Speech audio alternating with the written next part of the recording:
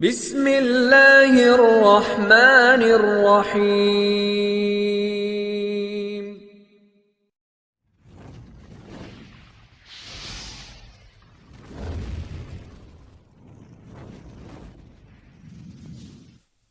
السلام علیکم دوستو، امید کرتے ہیں کہ آپ خیر و عافیت سے ہوں۔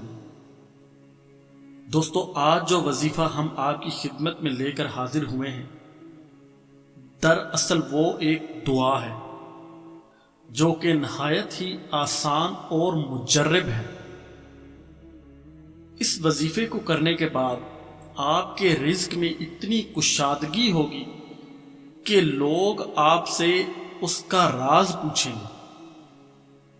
دوستو، جو بندہ بھی یہ دعا 3 مرتبہ صبح اور شام پڑھتا ہے تو اللہ تعالیٰ اسے ایسے ذریعے سے نوازتا ہے کہ جس کا اسے گمان بھی نہیں ہوتا۔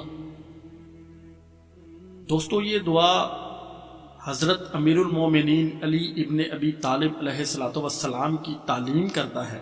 تو دوستو، چلتے ہیں اپنے آج کے عمل کی طرف بڑھنے سے پہلے ہمارے نئے آنے والے دوستوں سے گزارش ہے کہ چینل کو سبسکرائب کرتے ہوئے ساتھ میں موجود بیل کے آئیکن کو پریس کر دیں تاکہ ہماری آئندہ نئی آنے والی ویڈیوز بھی بر وقت آپ تک پہنچ سکے۔